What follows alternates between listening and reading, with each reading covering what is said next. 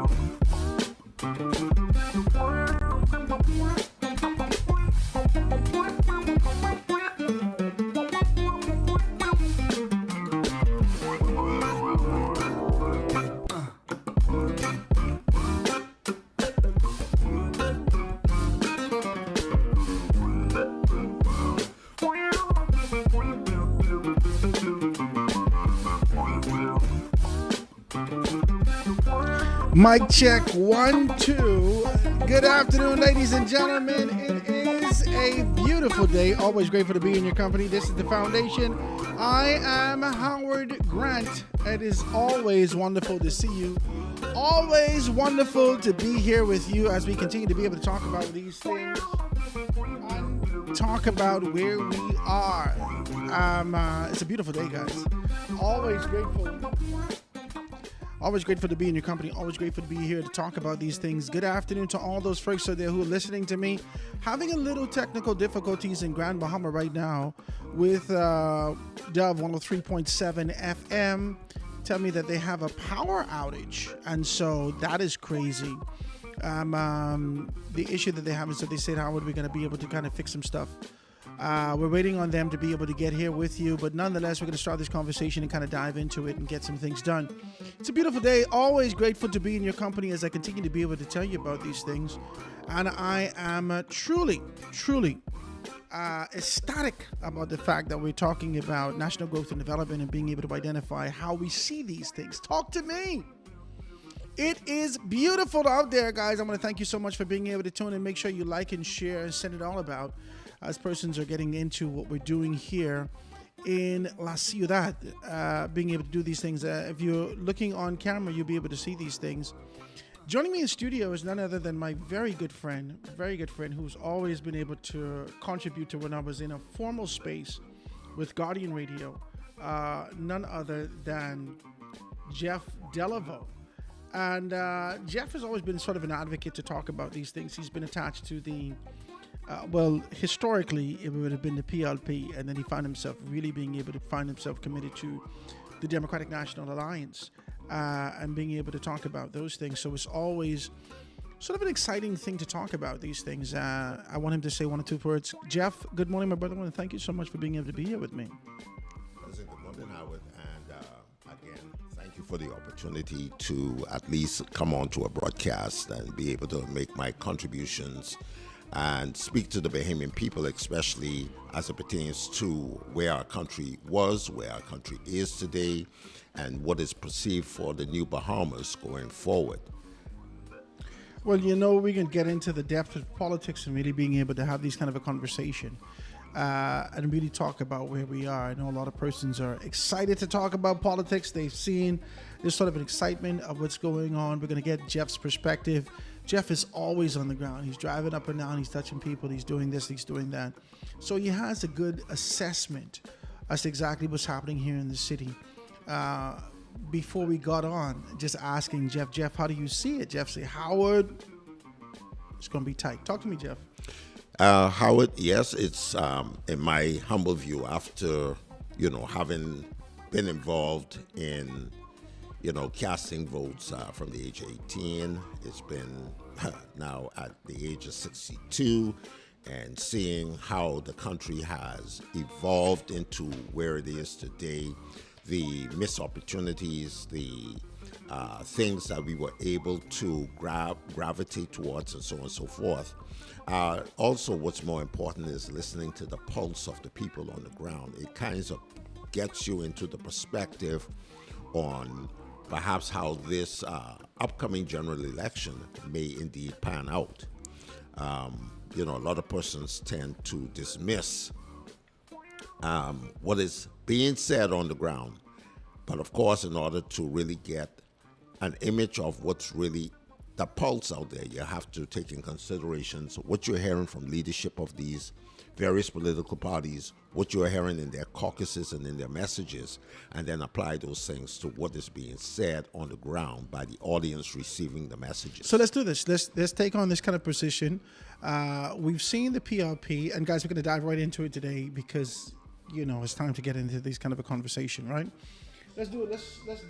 Let's dive right into this sort of a concept that's happening right now, and really be able to talk about where we are from a national perspective. Let's give a contrast. We've been able to see that. That's your phone. Make sure you put your phone on mute. Now, so let's talk about this.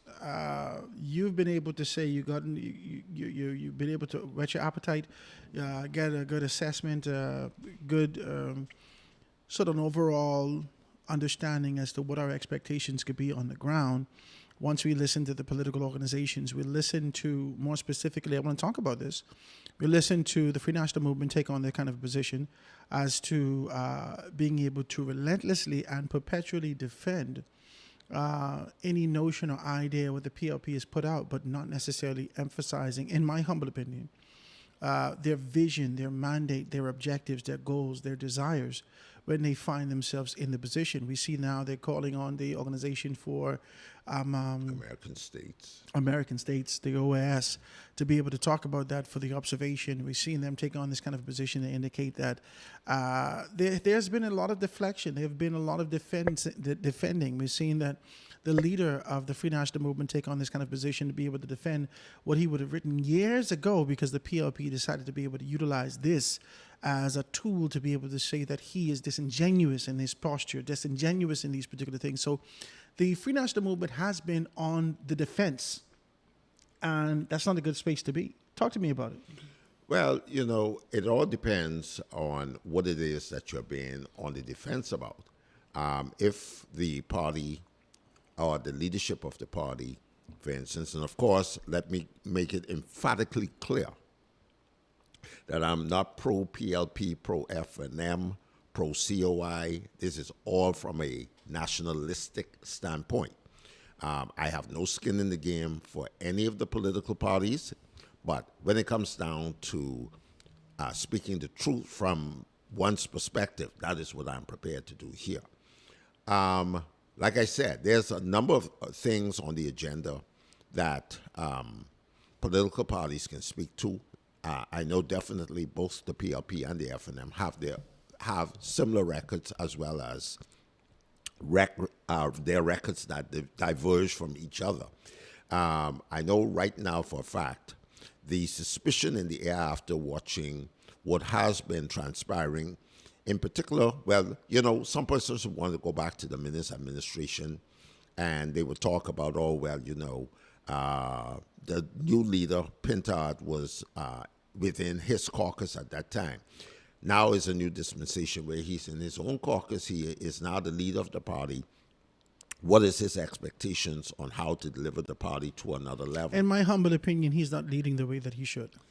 Well, that's my humble opinion. Well, and I think it's up for debate. We could be able to talk about that. But if we contrast what other leaders would have done before them and how we identify Margaret Thatcher, how we identified, you know, Prime Minister Ingram, how we identify Prime Minister Lyndon Pinling, how we identify Ronald Reagan, how we identify any strong leader, there has never been a posture of defense. There has never been relentlessly focusing on this sort of an idea to defend this position. That is a chairman's posture. That is not a leader's posture. And Michael Pintard is presenting himself as a glorified chairman. Oh, God. Yeah. There's too much. I say this like this. I don't want to say it like this. But this is a glorified chairman's posture. This is a glorified chairman's position. This is not leadership that we're looking for. To be able to defend something that you would have done years ago, this is not leadership position. To be able to relentlessly stand in a position to say, we could still work with the Grand Muhammad Port Authority as the leader of the country, being able to pick up a conversation from 1969 and revive it in 2023, 2024, to say that we are going to reclaim a position. And you, in your capacity as Her Majesty's Royal Opposition in waiting to take over the government, has taken on the position not to defend the position of the people of the country, but yet being able to speak more specifically to what we can do with the Grand Muhammad Port Authority is not the posture of leadership that we're looking for. Well, Howard, and to that point, you're absolutely correct. I believe, and I've always said it, you know, when you talk about a government in waiting, and looking at the landscape of things that is going right, how can we increase the effectiveness of those things that needs to be addressed, how do we address them from day one we get in? Because remember now, the 5 years prior, while you are in opposition, you're supposed to be basically looking at all of the issues and preparing what you're going to proceed with, what are you going to remove. And if you have not done that, but also while you're doing that, ensure that the leadership style that you would like to see your party move in with all the right people around you, that is also essential, because you could be a leader, but if the persons you surround yourself is not up at that level that you expect them to be, it's going to be almost to the point where you talk about a millstone round the neck of an albatross. You have to fix that. As you so rightfully said, the job that he is doing right now is something that Dr. Dwayne Sands has been doing quite. And Dr. Dwayne Sands has shifted his course. Dr. Dwayne Sands has now started speaking as though he is climbing that proverbial Mount Everest in preparation for leadership. And that's what I was just about to say, because he is now actually, what he is doing, he's actually now showing himself to be a really good chairman. But being that chairman and also aspiring through his messaging to be that of a up and becoming true leader. That is where he's at right now. The Free National Movement still has not been able to take on this position, in my humble opinion. And I got to be able to be humble with this, because I don't speak with any definition. I don't speak with any punctuation. I can't say to you with in a definitive nature that this is what's happening. I don't know. But all of us are observing, and in the midst of observation, we have to be able to make an assessment. The assessment is not done through the fact that what we see now. It's based upon what we see now and what we've seen in the past. That's it. What we're looking at now and what we've seen in the past. And in this country and in this culture and in our politics, we can make a determination of the next step that we expect to see based upon what's happened in the past and what's currently happening now. And what I'm seeing happening right now, just to go back to the top of this conversation, is that you say, Howard, it's going to be a tight race. I hear you. I hear the fact that there's going to be a tight race. But in 2017, the Free National Movement had 21 days to build momentum. And they won the general election after Hubert Ingram showed up in the back of customs right there on the side. I remember it. I was when there. Hubert Ingram showed up, everybody say, "What, Papa Reach?" It was an idea, a thought, a concept that crept into the back of your mind that was constantly being able to be repeated throughout the course, with the difference that the indifference that was showing in the Free National Movement. When Loretta was going at Minnis, when Minnis was standing strong, when they went to convention, when they went to another convention, and all you said is, if Papa come, in your mind, you say, if Papa come, oh my God, they can kill all of this, and the F&M go win and bam, bam. And when Hubert Ingram showed up, your subconscious, what was hanging out in the back, came to the frontal lobe, and you said, we got to make this decision. That happened in 21 days. That's not happening now. No. It's not happening now. Today is the 21st day. In 21 days, it'll be a general election. You got 3 weeks. In 21 days, it'll be a general election. And the Free National Movement normally would give you a representation of a strong campaign. They'd show the glitz and glamour. They start bringing artists down. You see them, the red hit the street. Their social media kicked up. Their advertisements kicked up. The papers start to be flooded with the F&M stuff. F&M built X amount of houses in this particular time period. The PLP built 0. That's 2 pages. I remember this all in the Tribune, all in the Guardian. They spent money. They did all of these things. We ain't seeing none of this now. Look at the papers.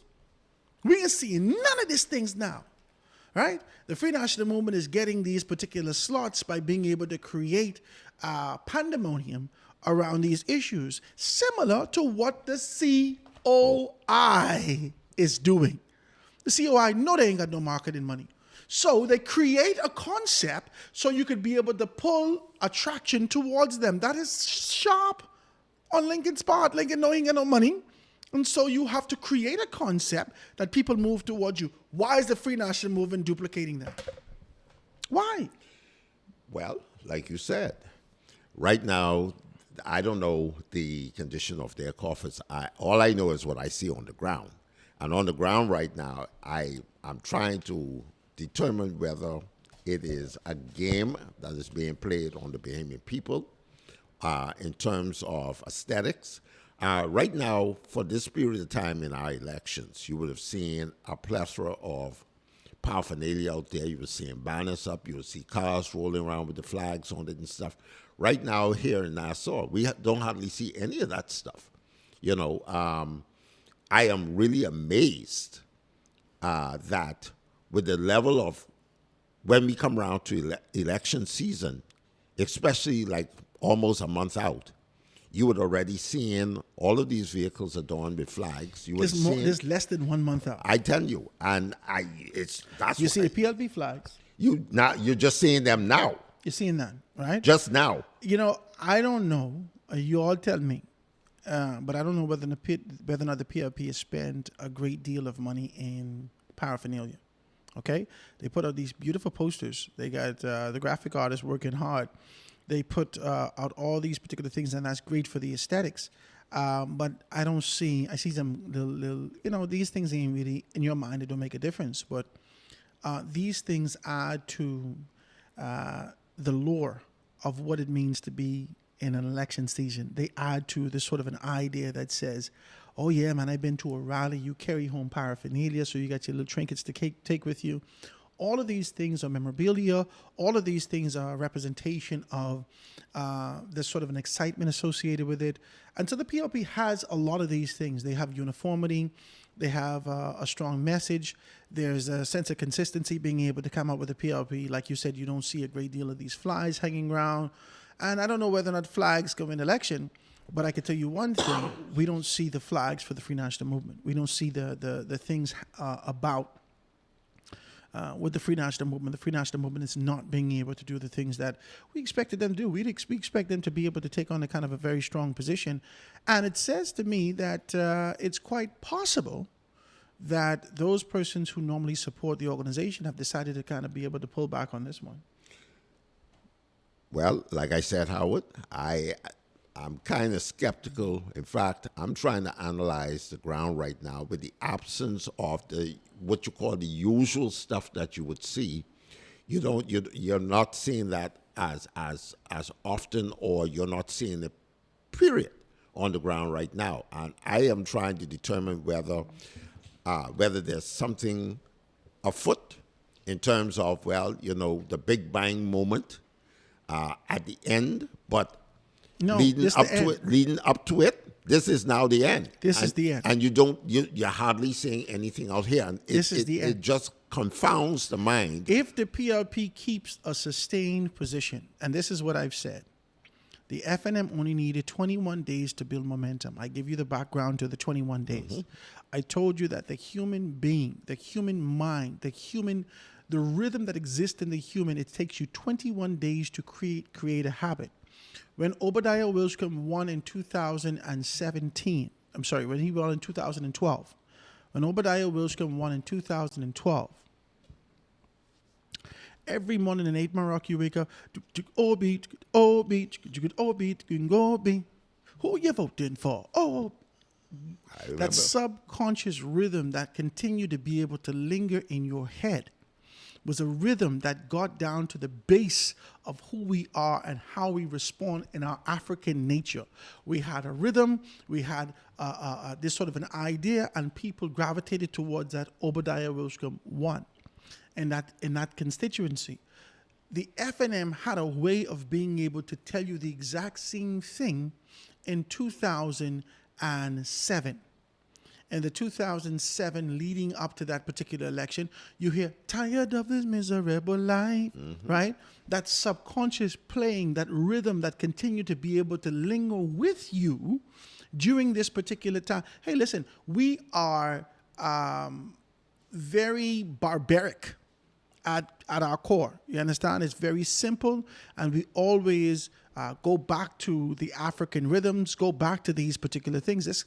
At the very core, at its base, the FNM was able to give us a rhythm and find themselves victorious in 2007 with the return of Hubert Alexander Ingram. Let us be very clear about this.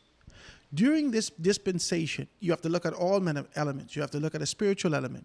You have to look at the physical element. You have to look at the economic aspect. You have to look at the growth and progression. You have to look at whether or not there is actually progress. You have to look at all these things, and you deduce it. And then you couple this information with a rhythm. Boom boom tingle-a-doom, boom boom tingle-a-doom, boom boom tingle. You're safe, boom boom tingle-a-bit brave. This rhythm that exists in here, that has young people excited to run out and cut up all the PLP T-shirts and make all kind of outfit to be able to show themselves as an Instagrammable moment, as a TikTok moment, is leading to a level of excitement and building, slow, like an ember, into a flame for the Progressive Liberal Party. Talk to me. Well, even with that, there is a momentum on the ground as it pertains to, even the rallies right now that seems to be going on. And, you see the gravitation of still, on the whole, Bahamians just love election, period, love politics. And so the PLP has garnered momentum from that aspect. The FNMs also, from their rally, has garnered their persons to come out as well. Now, the beauty is going to see that as we get closer and closer to the election, how many of these rallies they're still going to have, and are the numbers really for both parties? Are they going to increase? The PLP has already had 3 rallies in the FNM's won. Okay, so the FNM won. When we look at the FNM one that they had on R.M. Bailey, well, it's 2 now. No, one in Grand Bahama. They haven't had one on R.M. Bailey Park yet. Correct? And yesterday, and this is what I'm saying to you now, all I hear is complaints coming out of the Free National Movement in the leadership of Michael Pintard. He sounds like a chairman. He sounds like a chairman. He doesn't sound like he's trying to be able to create a solution for these particular things. And if he's creating a solution, don't tell us the problem. The problem don't exist. Well, I've been told that we can't use the R.M. Bailey Park. I'm supposed there's some reason, but there's no problem. We could find something around that. Don't tell us that. Find it. Don't tell us you can't use the R.M. Bailey Park. Don't try to subconsciously put anything in our mind. You think that that's working to your benefit, but all I'm seeing you do is complain. You complain about, they can thief the election. Simultaneously, they put right on the side of that Hubert Ingram video to say, you can't steal elections. You can't steal elections in the Bahamas. Don't worry about that. Get your people out to the poll. And you come right back like a chairman and saying to us what's going to happen. You need to stop it. You need to stop. Get on your game. And it seems like you're preparing for defeat. You got to call, they might steal the election. I want you all to come. What? It's too much. When leadership has created the mechanisms to ensure, like Hubert Ingram says, there are too many guardrails. Talk to me. Well, the thing is now, seeing that you said that and looking at it in retrospect, I'm trying to determine then, this is not the first time that the Free National Movement, in this particular instant, has gone up towards winning an election. I'm now wondering where are all of the persons who assisted with bringing about a successful victory for the Free National Movement. Where are these persons? Because obviously, the leader is the leader, but the leader also has persons around who are charged with certain responsibilities. They help to build up morale. They help to build up the party base. Where are these persons? Well, I can tell you one thing. I don't believe that we know that the organization still has these people. There's a lot of persons. There was a team that's in place from 1997. You hear me? There's a team that's in place who has won the election for Hubert Ingram in 1997, and a lot of those persons are strategically in place at this particular point. The graphics is poor coming out of the Free National Movement. I don't want to nitpick at these things. I'm trying to let you know that in 2026, there's a level of professionalism and accessibility. There is software that you use is free. Free software to be able to get yourself polished and looking in a particular manner. Talk to me. The question is, I looking at the people graphics, I looking at all these things, and I trying to make a determination. What's is going on? What is going on? This ain't the Free National Movement that I know. This ain't the Free National Movement that I know. I just want to be decent as I say this, I don't want to try to be able to try to undermine or anything these persons. I'm simply saying that this is not the organization that I know. They're professional. They are advanced. They are focused. They're committed. They're youthful in their approach. They are articulate. They're, I began to believe that the organization could present us with the professionalism that they said, because on their campaign launch night, there was a symmetry, there was a fluidity, there was a balance, there was a synchronicity in their speeches. That when Andre Rollins spoke, and then came Dr. Fox spoke, and then came Dr. Sands, who leaded, you know what I mean? Like they had all the doctors speak, and then they had all the professionals speak, and then they had it was a synchronicity that you said, oh my God, the F&M coming. The F&M coming. And then just like in June 1st, 2024, you lost the momentum. Sound like you're saying you lost the momentum. The bag just opened and the wind just escaped. The bag obviously had a hole in it. The bottom. There's a hole in my bucket. The Eliza. You opened the bag, you had synchronicity, you had momentum, or the beginning of momentum, you had structure, you had good presentation at your campaign launch, and then everybody broke out and did its own thing. Wow. Everybody broke out and did their own thing. It is an absolute shame and a travesty. Can I say this to you? I just want to be very clear. With the declaration of financial wherewithal for all these particular clients and all these particular persons. You look at this. I remember when Brent Simmons was $151 million. You remember that? Yep. Brent Simmons was about $151 million. Okay. We knew that was money that Brent had under his bed. We didn't say nothing. We say this money that Brent had in his bed. Sabas, $20-something million. We know that's pocket money. He got what he pocket. That's just pocket change. And we ain't fighting him because he's done through things the way that he's supposed to do it. Everything is transparent. We look at Chester. We know that's pocket change. Chester, stop it. We know that's pocket change, Chester. Behave yourself. We're not going to fight you.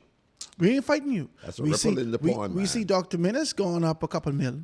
And he declared that. Right? We saw him go up a couple million. We watching these people. We ain't fighting you, we ain't saying nothing. Everybody say nothing. But $469 million is a damn lie. You need to stop. You need to stop it. In Jesus' name, you need to stop it. You need to stop it. $469 million, and you go on to Commonwealth Fabric and buy all the red fabric and wrap up every pole in Nassau. You need to stop. You need to stop. You need to stop. In Jesus' name, Lord. Need to stop it. You need to stop it because we're watching this, But what's so funny with that? We're watching this. He bought all the red stuff, and you had the persons on that side complaining that he's wrapping all the BPL poles in this fabric, and then turn around. And the governing party was doing that the same thing, following suit. So it's with the red and blue pole. The poles ain't cold. You don't have to wrap. You don't have to wrap the poles. The poles ain't cold. You wrap the poles like this in winter time. You need to stop. Now listen to me. It is a travesty to see that you could declare $469 million.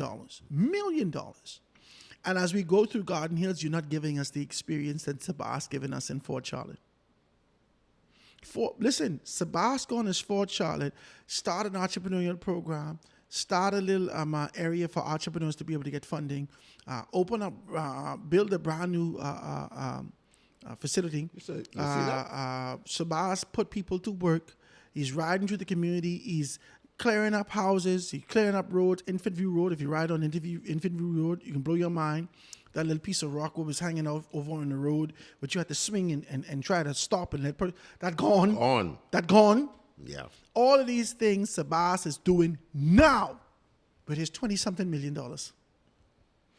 Amazing, isn't it? Or what he sent us is $20-something million. We ain't saying nothing to him.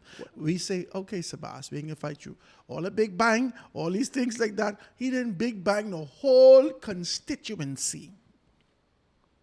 Everybody in their mom wanted to be on the stage last night with Sabas. You hear me? And he made a significant impact in the constituency and the community that he existed right now. Yes, he did.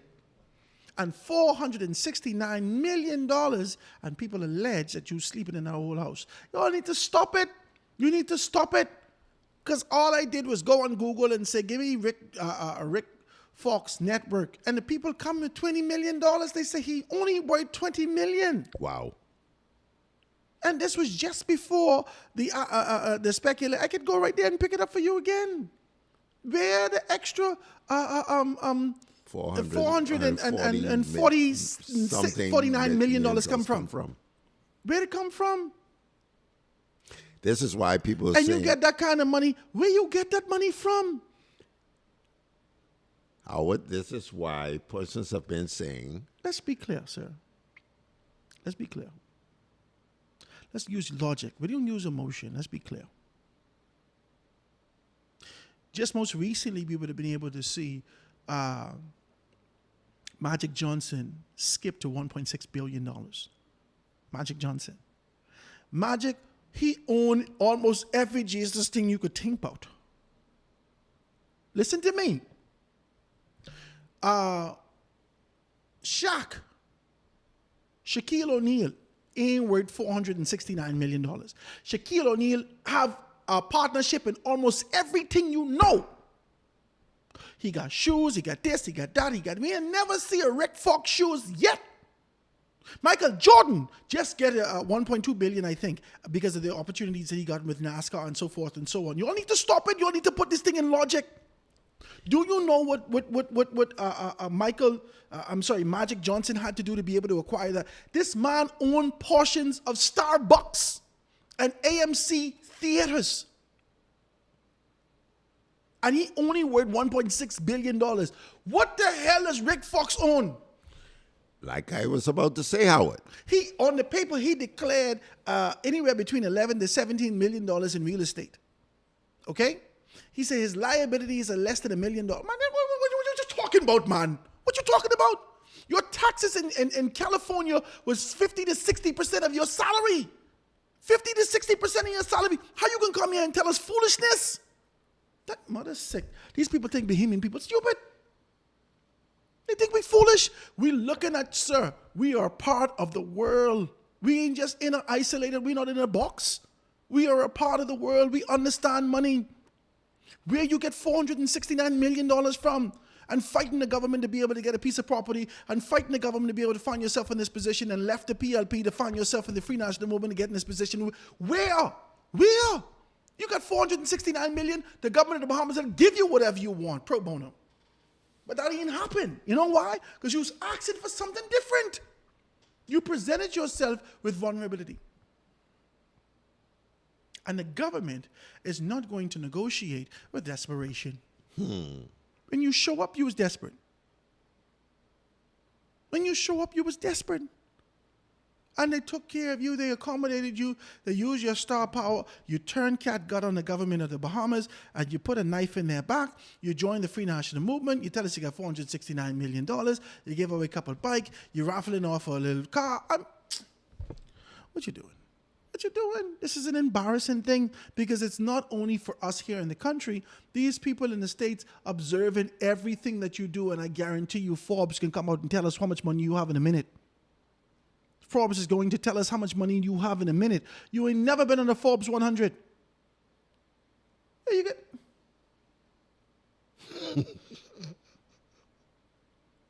He was ever on the Forbes 100? I never see him on the Forbes. I saw. I can pull it up right now. This phone got everything. I can pull it up right now. Talk to me. But see, that's what I was about to say. You know, when you put things into the public domain, and you know, you have to understand that our elections, even our declarations now, is not just national, it's actually international. Could you imagine persons coming out of the woodwork who really knows what's going on from an international standpoint, then start to respond and ask the same question that you asked? All we got to do is call Vanessa Williams. Oh, Lord. All we got to do is call Vanessa Williams. Now, I see her dancing most recently with a red suit on. I said, what you trying to do? What you trying to say here? You got to watch her. Yeah, one fella in a yellow suit, and the next fella in a green suit, and she in a red and dancing in the forefront of the thing. Did you see that? I saw it. I said, what Vanessa trying to do here? She trying to put some subliminals out there. She doing too much. This information is not hard to get. It's not. It's not hard to get. You understand? And we expect better of our politicians. Now, his money is his money, ain't our money. True. We ain't expecting him to kind of spend his money with us. But the truth is that if you have this portion, if you have, listen, Andrew Blue Johnson sat with me on the rundown and started to tell me he look at his finances, he put a couple dollars aside, whatever portion he decided to put aside. He said, I can spend this. I'm comfortable being able to spend this. Andrew Blue Johnson, in his particular capacity, take on this position and start clearing up places, start doing this, doing all these particular things in the constituency that he's in Freetown. And so you could feel, see, feel, touch the impact that he's made in that particular constituency. And he ain't got that kind of declaration that these other fellas have. Nope. You understand? But he's comfortable enough to make these things, and he made a tangible insertion and a difference in that constituency. He did. We don't see that happening in Garden Hills. Nope. We don't. And it's an unfortunate thing. Talk to me. Well, in fact, you know, I'm very impressed with the work that Andrew Blue Johnson. It is excellent, and I can speak to it from a point that is an area. Actually, growing up on Bar 20 Corner as a little boy, and actually walked through many of the roads, the 5 Pound Lot, Camp Road, St. James Road, up in White's Addition, so on and so forth. The old City Market building on Village Road and Soldier Road, Bernard Village, Wolf Road. You know, it has been an eyesore for a very, very long time. I'm talking about now over 10 years or so. And to finally go past that point and to see that entire facility, you know, totally clean. It's like, you know, it really wowed me. I actually had to put my car on the side of the road and really stand there and take a look. I took a few photographs of it, and I said, it is totally unbelievable. This has been like this now for about 10, 15 years. People have been crying about the eyesore, and see this one man, first time entering frontline politics. Because at first I thought the property owners came to clean up the land, finally. But then come to find out that he was very instrumental. And every morning be watching him, you know. Yeah. When you pop open your phone right there, you Always can see doing him jumping something off new. on tractor, Yep. jumping on this and doing that, running up and down in the constituency doing these things. He making moves. Man. He has made I right don't know now. whether or not the constituency will give him the kind of support that he, in my mind, he deserves. I think right now the incumbent really has some problems on his hands with that move. That's a strategic move that the Andrew Blue Johnson has done for the community. He's not in Parliament. First time in front line. Has pledged his own money. He's doing things for the persons in the community. He's helping. Every time you turn around and listen, there's some testimony online saying that all the while these persons needed the help, and finally he showed up. He gave them the help. They are very grateful to him. I think for Freetown, that is going to be a race to really keep an eye on. Freetown is going to be a good race to look at. I think where there are excitable candidates that sit in an independent capacity, they're all constituencies to watch, because as we look at this, we're looking at our current position and the historic element associated with it. We can't tell you what's going to happen futuristically. I don't know how the Bahamian people would think as it relates to being able to make the steps going forward. But I could tell you what we've seen historically is that those numbers come from the Free National Movement.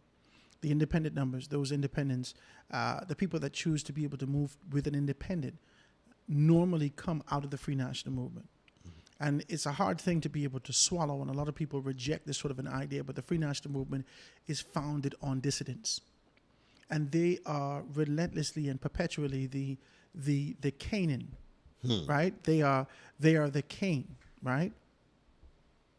And the proverbial vagabonds from a political standpoint. And I don't mean from a bad, disparaging perspective. I'm talking from a biblical perspective. They are the ones who are relentlessly looking for freedom, democracy, growth, development, and a real opportunity in the next space. There's never a contentment. They're never sitting here and say, okay, well, this will be it. We'll plant our pole here. We'll plant our flag here. There's always an appetite, a desire to be able to see something else around the corner. How do I know? I'm from the Free National Movement. My family from the Free National Movement. And when I recognized that, and for me in my mind, this was never my organization. This is an organization I supported. But as soon as the DNA came around, this is my organization. And I left the Free National Movement it didn't feel like I did something wrong. It felt like this was the natural progression for me to be able to leave to look for what I believe is better. And that is how Free National Movement members think. There is a pursuit for an idea for growth and development, and those numbers to vote for independence always come to the caucus of the Free National Movement. And so I say that to say we're going to have to take a very close look at what's happening in Freetown, because this could spell trouble for Lincoln Deal. Lincoln Deal. I think we will be safe once Lincoln Deal. If Andrew Blue Johnson fares well in the constituency, if Andrew Blue Johnson fares well and he's able to pick up 500 to 600 votes,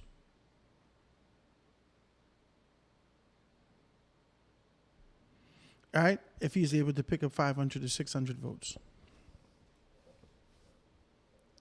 And we find these things happening like this. Those numbers are coming out of Lincoln Bean's camp. And once Wayne Monroe could get his base to show up in Freetown. See, the only issue I have with Wayne is that he's not as exciting as I'd like him to be during this time, right? I'm sure that excitement exists in his spirit about the idea and so forth and so on, but the presentation is not that excitable to me. With the many of the missteps, the misspeaks. See, what's happening on the ground right now is that, everything is right now gauged towards, whether, like I have been saying to persons, it is not for the PLP, for instance, to for the FNM to win. It's for the PLP to lose. And with the current status of what's going on in the country and where it pertains to information, where the people desire the information so they could be informed enough to make some right decisions, and being deprived of that, it then becomes a problem.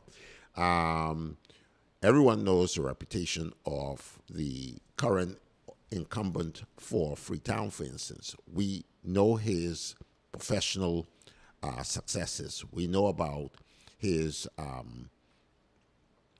love and his devotion for law and so on and so forth. The performance in the constituency, though, is a totally different thing, and this is where it impacts the constituent more than any other thing, whether he's from a professional standpoint or not. But touching the people on the ground, I think that has been one of the biggest complaints that, that is relatively absent. Now that we are in the height of the election season, where now all of a sudden the buckets are opening, the bank is now open, things are starting to flood out, so on and so forth. When a person has already made up their mind about something, it's really very rare that they would switch and go against what their instincts have already told I don't think them. politically people do that. I don't think politically people make up their mind that, unless it's horrible. I think in 2017, the country made up their mind that Enough was enough. with Perry Christie. That was Yeah. it.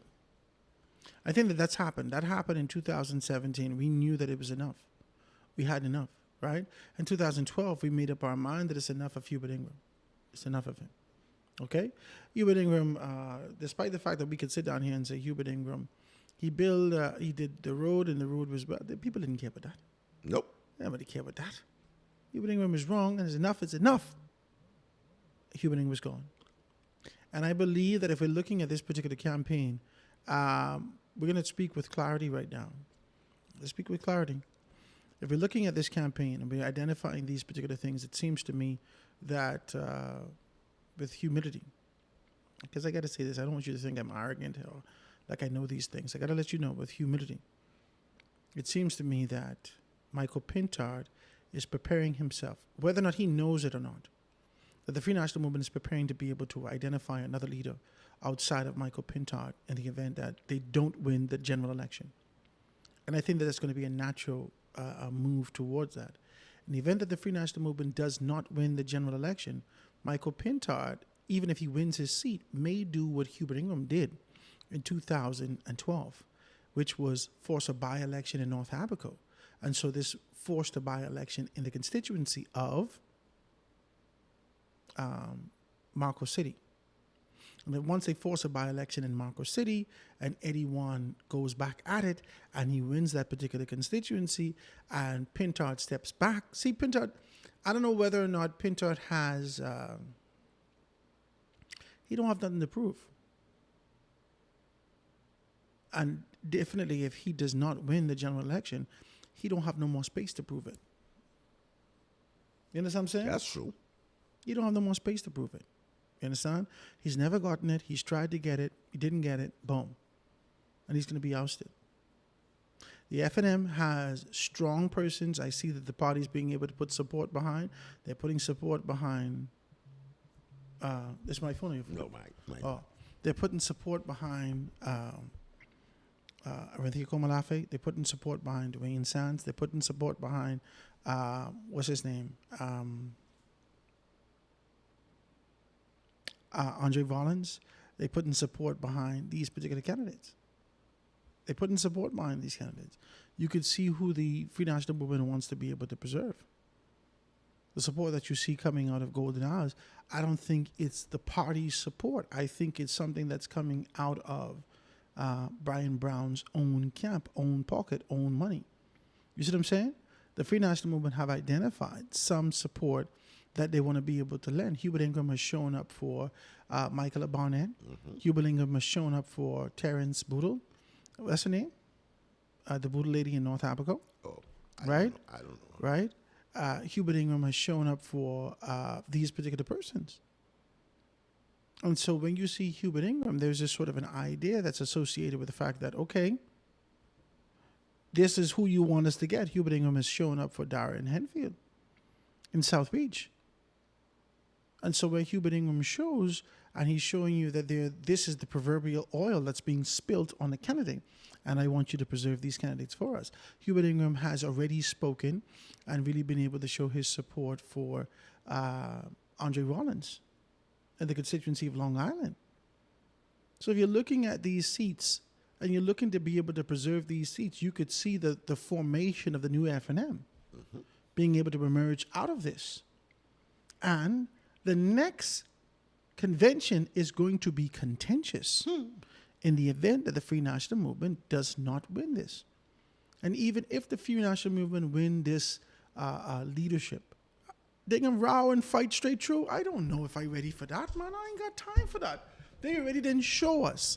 Through hell and high water, they still rowing. They get rid of minutes and still rowing. You keep showing us that you have not paused, reflected, you have not pivoted and got back to the core of what you do in your organization. You still rowing with the people outside. What you rowing with them for? So then the question... You didn't kick them out. So then the question that I have is simply this. If they're still rowing and let's say, for instance, they're not pleased with the current leadership of the party, I mean, then it causes one to wonder, well, who is it that they really have in mind to pick up the mantle? They don't have no one in mind. Okay, that's exactly my point. So what is the rowing all about? The argument is because the spirit of dissidence exists in their organization. Everyone believes that they have the answer. That's the issue that they have in the Free National Movement. No one know how to shut up. Wow. No one know how to shut up and swallow that and keep moving. No one understands that. The mantra that's associated, listen to me. Shane Gibson came out vying for the position in West Grand Bahama when Obi died. Shane Gibson could have been that, you know. They can't beat Shane Gibson. None of them could beat Shane Gibson. Ginger can't beat Shane Gibson. And what's his name can't beat Shane Gibson? Ginger can't beat him. Kingsley can't beat none of them. They can't beat Shane Gibson. Not in the PLP. Not in the PLP. Shane Gibson going down there, place himself in the position. And next thing you know, the people are screaming, "Brave got to go. Brave got this." Listen to me. Shane Gibson, I don't think he tell the people that. No. I want to say, go there and chant, "Brave got to go." He didn't tell them that. The people decided that this is what we're going to chant. Nobody stopped them from saying it. They gone out there and they start chanting. "Brave got to go. Brave got to go." And then you saw Shane Gibson take on this kind of a position. He knows the nature of politics and he knows the rhythm of how these things happen. The next day, Shane say, "I decided to be able to step back and I support the position of the organization. I support this, I support that." And boom, boom, boom. Shane, shut up. The next time you hear from Shane, I understand that he got a little something, gotten taken care of in terms of a contract or whatever the case may be. So I understand. I had nobody business. I mean, he's saying, I understand. Now I called Shane the other day, say, "Shane, would you come and sit in with me?" Shane say, "Well, Howard, I haven't been approved to do this via the organization, and I'm really stepping back from politics officially." The PLP know how to tell the people, "Shut up. Shut up. Shut up. What you want? Here's a pacifier. Bang. Shut up. I don't want to hear you no more. The F&M don't know how to do that. They don't even know when they win. They still rowing. They too busy. They too busy rowing. I watch people in the in the Progressive Liberal Party be devastated for not being recognized and given an opportunity to be able to do some things. They start to talk, the Prime Minister or somebody goes see them, they come back and say, well, you know, I just want to be able to say I want to apologize so much. Yep. This woman likes to kill Wayne Monroe. What's she name? Osama? What's she name? What woman name? The woman from Freetown. I think Bristol or something like that. I can't remember, right? She liked to pray. Wayne Monroe is this and Wayne Monroe is that. She carrying on bad. The next day she hugged Wayne Monroe and said, I laugh. The PLP don't play no games with that. They say one leader. One leader. That's why I couldn't understand what happened at the convention. At the Broadcasting Corporation right now. At the Broadcasting Corporation, Clint Watson, in his particular capacity, was vying for a position, right? Clint was vying for a position. We all know that he was trying to be able to get Southern Shores. It didn't happen the way that he wanted it to. And so essentially, because he didn't quit, he decided to be able to return to work. The board, the executives didn't necessarily see that, right? Some of the executive left. I said, wow, this is peculiar to me. You understand? And I looked at it and I said, this is crunch time, especially after the House is dissolved. This is crunch time to be able to see some things with consistency and fluidity throughout the country. This is not what I expected from the Progressive Liberal Party. But, you know, sometimes tensions are high and things happen. But I'm saying to you, we've often seen the Progressive Liberal Party take on one tune, one language, one message, one approach, and everyone falls in line. They have learned how to master that. Everyone falls in, including when people was pushing Brave and say, Brave, you know, you could be Perry, go, let's go. Brave, you could be Perry, go, let's go. And Brave said, hold on. Him and Perry, former Prime Minister, had a conversation. After they had a conversation, Brave said, no, we supporting Perry, let's go. There you go. And they did it. Mm-hmm. They have mastered that. They did it. They don't run. Listen to me. The Free National Movement chose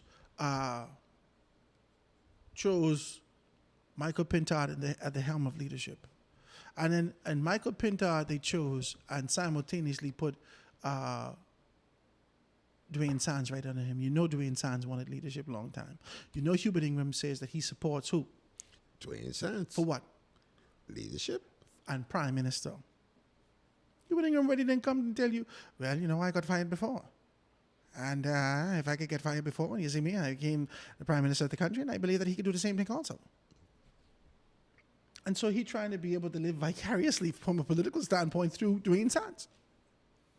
Gone on there, supporting Dwayne Sands, did all these particular things, put him in this position, all these things happen. Dwayne Sands loses. Then you put him in a chairman capacity. You had to support, listen to me, you putting them the heavy lifting for all of these people. And this is what I'm afraid of for all of you men. If a man could have to go tell my woman, but you know how I would like you, man, look here, I would say you're so pretty and this and that, next thing that, and all these things like that. Listen, this woman don't care nothing about you. But Howard Grant. She only care about how you talking to her. She like you. She even made a consideration to do what you asked her to do. The strength doesn't exist with Howard Grant, who he believe I've gotten the prize. I don't have no prize because that could be taken from me any moment. Mm-hmm. Because someone gave that to me. I didn't work for that. Mm-hmm. That's the issue that we're having. I didn't work for that. And as a result of not working for that, this is where we are. This is where we are. And so we're in this position and we're identifying these things. The Free National Movement needs to stop fighting. I'm afraid that if you win, you still can fight. Y'all don't know how to deal with things, man. You're still fighting. You're still fighting. Oh, I tell them I don't want this. Almost every constituency you all fight. I lie. No, not that I can see. You fight about South Beach. You fight whether or not you should have gone for the by-election and Golden Isles. You fight about St. Barnabas. You fight about who can go down. Man, you need to stop fighting, man. You keep fighting. You fight about Eleuthera. You fight about North Aberco. Who can go in North Aberco? You fight. You keep fighting. You keep fighting. Everything is a big row. You can't make a decision. Let's play rock, paper, scissors. Rock, paper, scissors. Rock, paper, scissors. Whoever win, get the constituency. Let's make it simple. You got to be fighting with that. How we know that you ain't a row because you ain't get an appointment you thought you were going to get when the FNM, if the FNM wins? Talk to me. How do we know that in the event that the Free National Movement wins, and you feel like I'm supposed to get social services, you're going to fight for that? Now I can see if it's two persons vying for a particular place and they fight amongst themselves and may the best man win. But if I see a person's fighting against the organization itself, then that doesn't make any sense. But people have been fighting against the organization. That don't make any sense at all. The organization has a supreme choice to be able to make which direction that they want to go. Exactly. They know what their plans are. They know the path they want to take. And these individuals believe that they know better than the organization. And so now they're mad because they become too personal with these things and don't understand the professional posture. This is an organization. Don't mind us being around each other every day, laughing, joking, so forth and so on. You have to respect the authority of these particular persons in this position. So respect Mike in his position. If he say no is no. He's the leader. No. No, it's no. You don't come in the media and start cussing out Michael Pintard and he don't do this. What are you doing? Destroying the organization. What are you doing? Why are you doing this? What are you doing?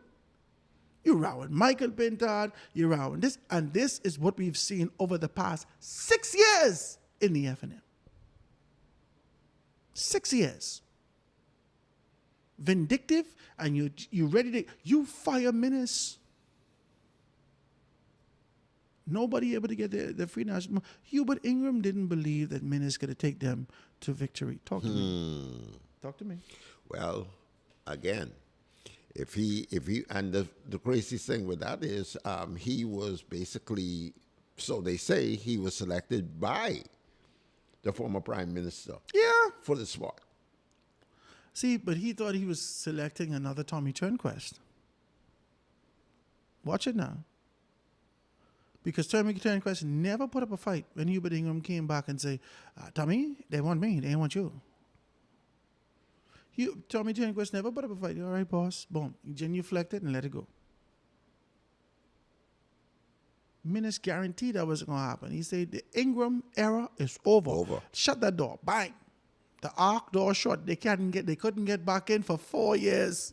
No one could get close to him for 4 years. The next time we hear him and Hubert Ingram talking, Hubert Ingram and Hubert Minnis talking, is when Hubert Minnis was showing the book. He had one little book about these particular things to do. And Ingram said, I don't know what happened. We was good friends. He used to go to lunch with me all the time. And now, I don't see him. And then right there, Ingram say, Minnis say, well, what happened is that I had to be able to set my own course. I had to set my own path. And I couldn't allow, so I set my own course. And that's what he did. Well, you see where that path went, right? The path went to destruction. Okay. Because after that, there was a course that was taken significantly to ensure that Minnis doesn't see the light of day. Again. Not in this political organization. He doesn't see the light of day. And I can't say Ingram do it or Ingram ain't do it, but I can tell you one thing. Ingram jump on the people camera and say, we can do this early, we can do this quick. One and done. He said that. I didn't say that. He said that. The last time I say Ingram thumb was in this, and all they tell me I got to leave Guardian. Just the other night, we could see the Prime Minister's taking the stage. The Prime Minister take the stage. Just the other night, the Prime Minister take the stage. Brave Davis, Philip Edward Brave Davis, took the stage and say, well, you know, it's hard to be able to watch Pintard because he's not even making his own decisions. Other people are making decisions for him. Wow. I said, oh, Jesus. Powerful. I said, my God. When I say it, they won't kill me. When the Prime Minister say it's law, that's what it is. But, you know, I didn't see these things. I could look at the spectrum of individuals that were chosen by the Free National Movement, and I could say Hubert Ingram chose this one. Hubert Ingram influenced. Let's fix it. Hubert Ingram influenced this particular choice. He influenced this choice. He influenced this choice. He influenced because we could see the strength in these particular choices. When we could see, we don't understand why would you not give Nicole Martin Nassau Village? And that's where she's from. Why the hell you put Godville in Nassau Village? He don't know nobody in Nassau Village. Why you make that decision? Why would you do that?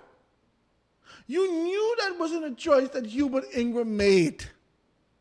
Why would you put Omar Isaacs in West Grand Bahama? Why would you do that? We know that wasn't a choice that Hubert Ingram made. We know that wasn't a choice that Hubert Ingram made. Oh, you put Ricky Mackey back in North Abaco. That was a good choice. We know that was an influenced choice. Philippa Kelly. Why would you? Philippa Kelly. We know that it was an influence associated with this choice. When you look at Long Island and you see Dr. Rollins in this particular capacity, you know that that was a community-based choice because they shop everybody there. Come on, let's talk now. They take down, they took, what's his name? Dr. Sands. Oh, doctor. They shop Dr. Sands. You forget to say. They shop Dr. Sands down there. The people say, we ain't want Sands. Sands is trying to get that. Yep. What you mean, yeah? I didn't know. Hubert Ingram take Sands down there. You could call the Long Island people right now. They say, you know, Hubert Ingram take Sands down there. They say, we don't want Sands. Wow. You forget when Branville McCartney jumped off the plane with Hubert Minnis, and he was in the capacity of leader. It was Renwood, it was Branville, it was Minnis. And Branville gone down there, just make some niceties. This was the idea of being able to reemerge in the organization, so forth and so on. Listen to me.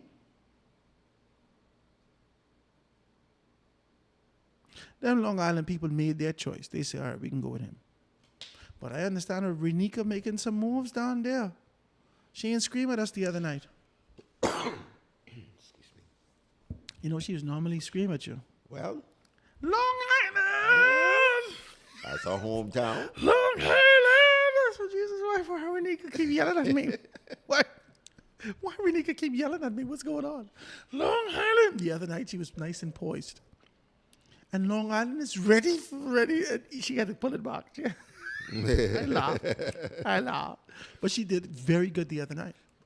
And they're telling me that she's making significant strides in that constituency. But that's a race that we also have to watch as well, because the candidates chosen from the different political parties are actually, their families are actually from Long Island. Well, I can tell you one thing. Renika is a Knowles, and the head of the Rowdy Boys, I understand, is Renika's family. And the Rowdy Boys got Influence $1 million million of backing from this current administration. The current administration tell them, go build roads. Here's $20 million. My God, if that ain't some kind of convincing, I don't know what is. Long Island! It's our time! Renika, calm down. Stop yelling at me. She was very good the other night. I said, oh my God. This was when it was in Exuma with Chester. Yeah. I said, oh my God, this is good. Guys, this is a lot. It's a lot to take in. It's a lot to identify. I don't know how to be able to make this. I don't know how to be able to look at this with the Free National Movement. I can say this honestly. I believe that the Free National Movement, even if you win, there is a fear factor associated with you. Simply because you haven't shown us that you know how to row and get back together. You know what I mean? Everybody's row. You understand? Me, and my brother row. You know what I mean? You get mad at your mother, your father. You get mad at your sister. You get mad at your wife. You have an indifference. You take some time off. Take your cool off period and you come back. You breathe. You come right back and you say, "Hey, listen, I love you. I apologize. This is not what we meant to do. I don't want to stay in this kind of a position and state. I hope you could accept my apology." And you keep moving forward. Talk to me. Yep, that is absolutely correct. But some people only know one and done. When that's you, that's you. That's your nature. One and done. I can't have my way. So they rather burn the house down instead of coming together and rebuild together. Unfortunate.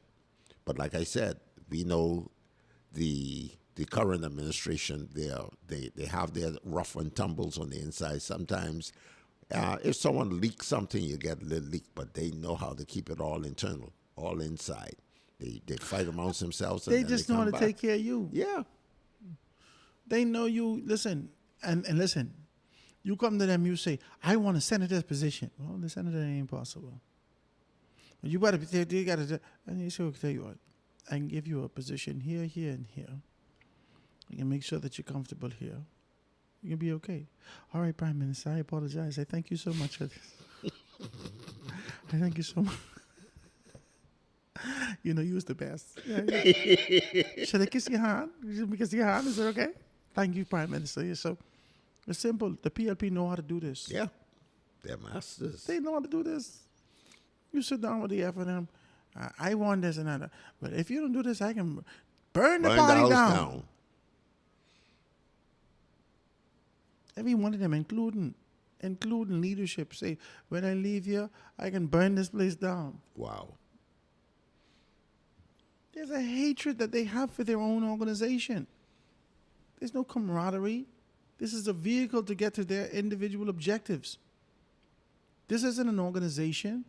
There isn't cooperation. There isn't unity that exists in the organization. There is fractions that get together for the purposes of their individual desires.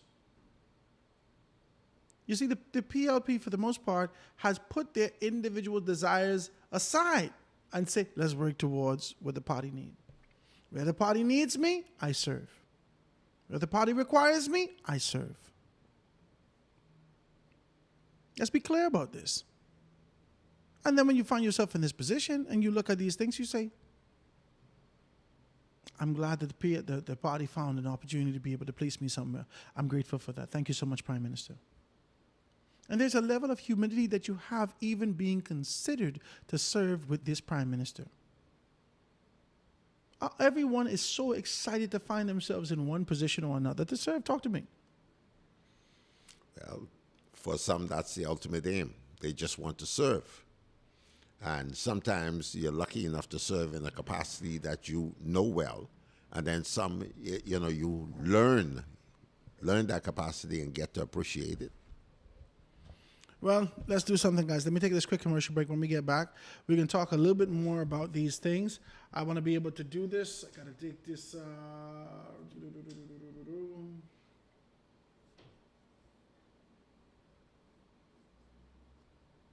All right, guys, we're going to take this quick break. I'm going to be right back after this. I have a dream where the powerful and the powerless will sit at the same table, where the haves will see the have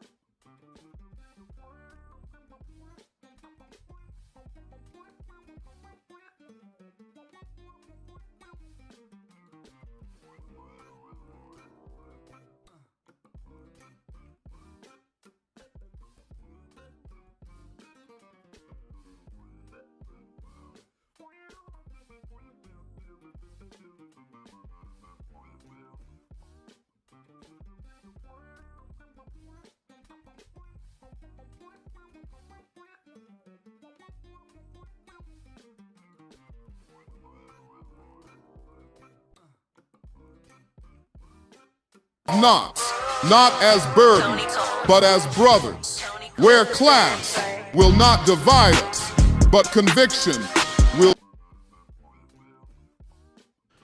And we're back, ladies and gentlemen. This is The Foundation with Howard Grant. Check me out on foundation242.com or check me out on all the platforms. Foundation242 on social media. You can be able to find me in that particular space. I'm sitting here with my very good friend, none other than Jeff Delaveau. Just being able to have conversations about what we've seen, what we see, and sort of our expectations of what we can make for this political season, right? There's a lot of things happening and a lot of moving parts that's happening out there in the country.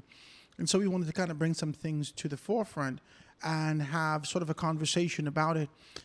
Today, you obviously can only hear the audio of these things, but I want you to be able to hear the audio of this. Resurfacing back on social media, and social media, you start questioning your political integrity. What do you have to say to that? that they are slow. That they have particular challenges, and you should refer them to satire. And I think on the cover of the book it says something about persons who are in politics, who aspire to be in politics, that they reveal to me. I think that's what it said. Eh? It didn't say I examined my life and I did an autobiographical sketch of what my worldview is on politics. So my suggestion is, well, we already have the banner. Let's read Bahamas. It's resurfacing back on social media, and social media users are questioning your political integrity. What do you have to say to that? That they are slow. That they have some.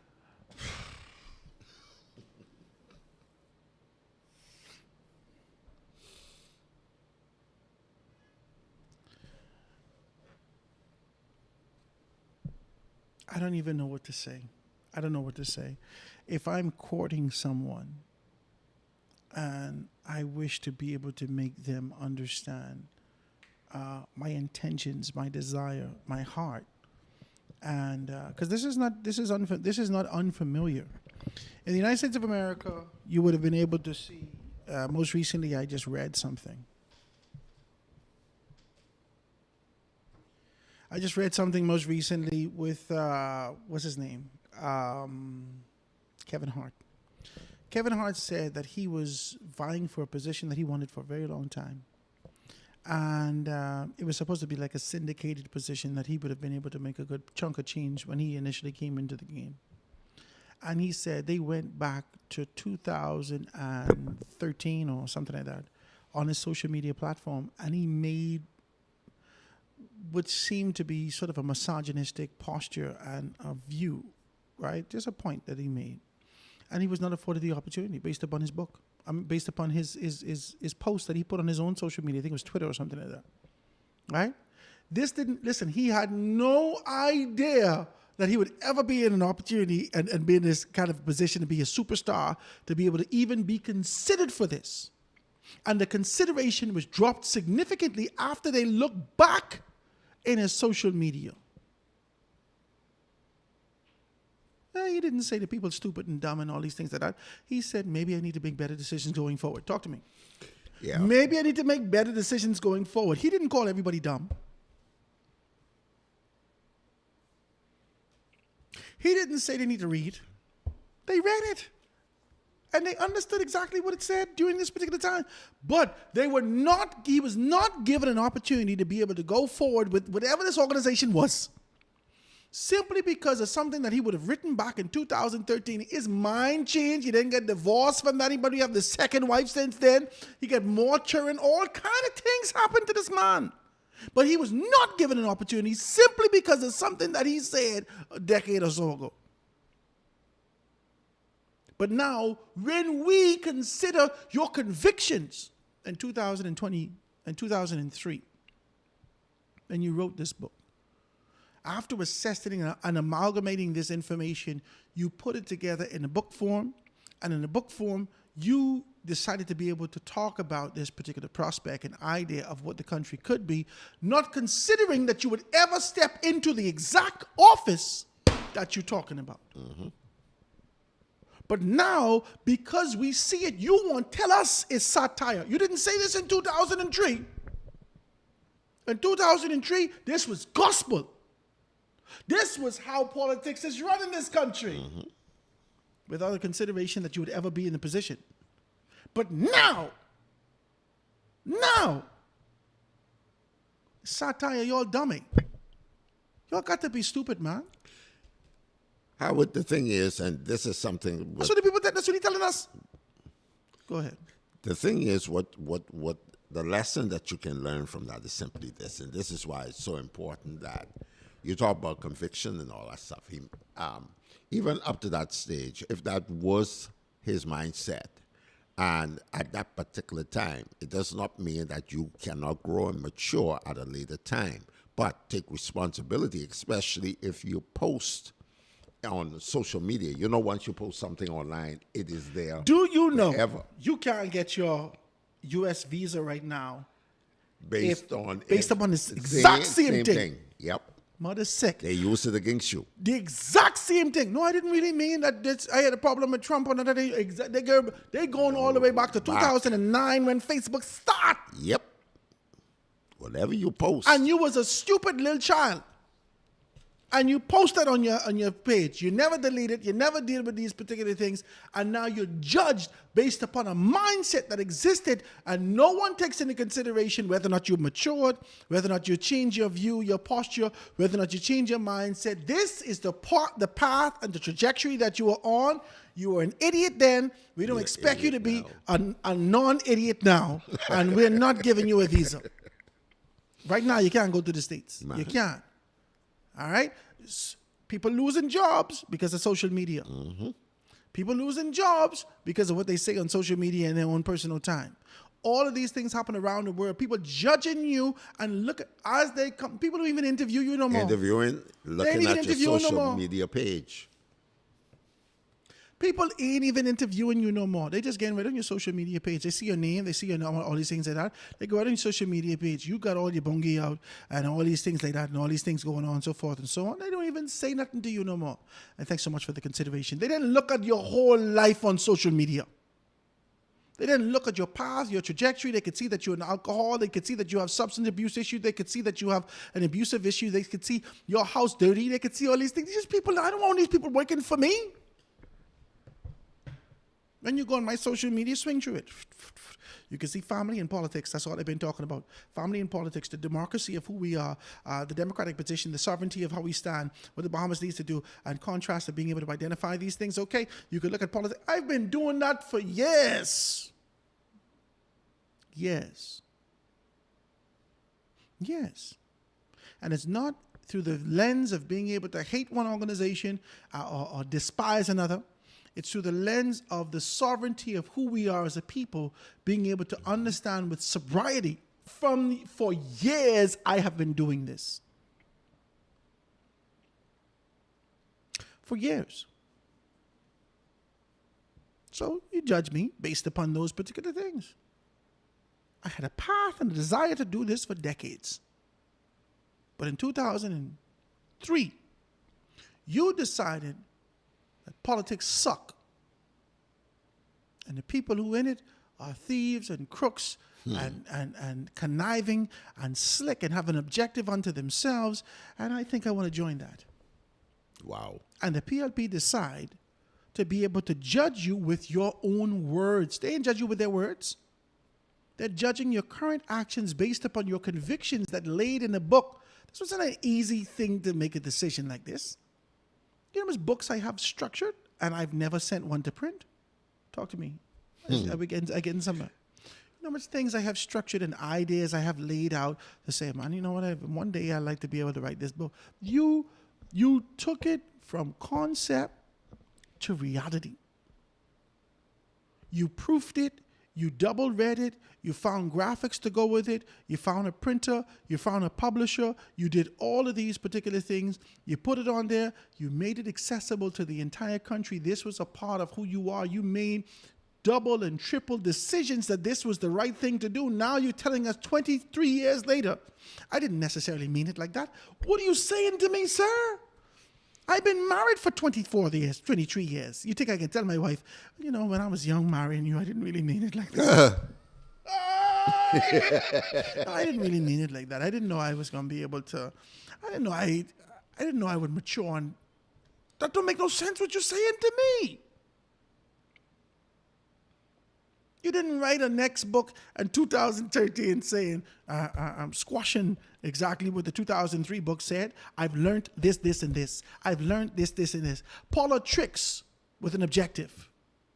Infiltrating politics to understand politics. I don't know, whatever the book you want to call it, but you didn't come back with a reform mindset. Now the people judging you based upon what you write. And you're refuting it. Well, like I told persons before, when you were the age of 15, you thought a particular way. When you get to the age of 45, would your thinking still be the same? You have to take ownership for the things that you did before.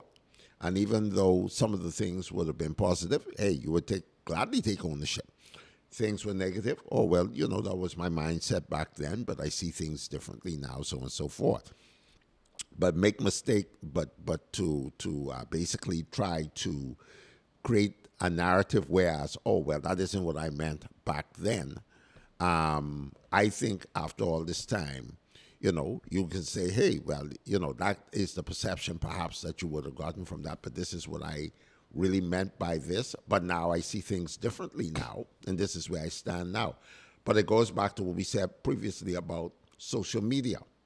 Anything documented in your past, that is your experience in the past. That is what you went through in the past. And now that you are at a particular age, or you got older, you got more matured, you're able to look back at what you thought back then. You could say, hey, guess what? Listen. That is what I thought. That is what my mindset was back then. And I can accept that. I don't But even here's like my to take, mindset now. if I have a glass of wine, and I sitting down with family, and you're having a nice glass of wine, I don't want nobody to take a picture with me with the wine. Wow. This has always been me. Let me tell you why.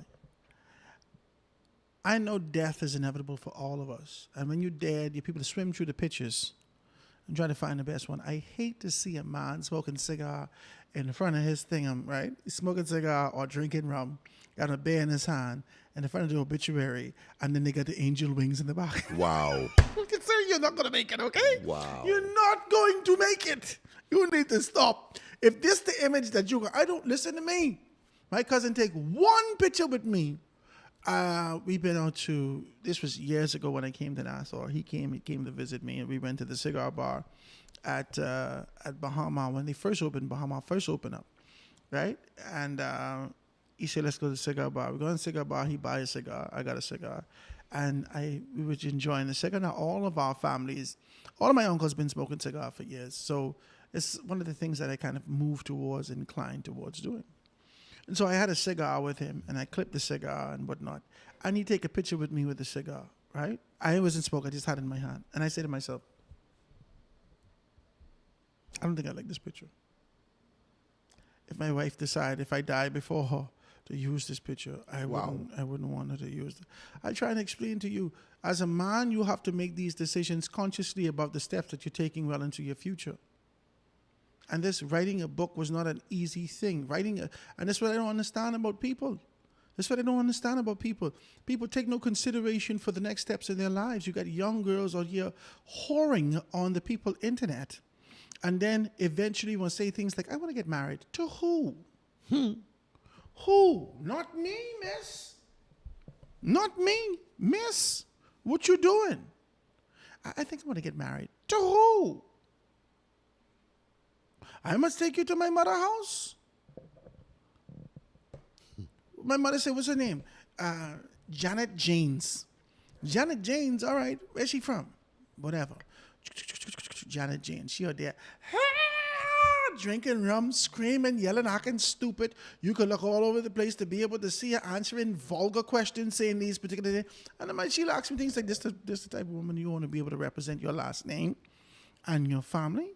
You want to have children with this woman? This is too much, baby. I don't know whether or not this is a good decision. Because I know that's the exact same thing I will do to my son.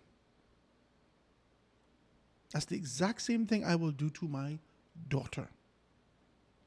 Things live on social media. This ain't the day and age where you could be able to reject these particular things.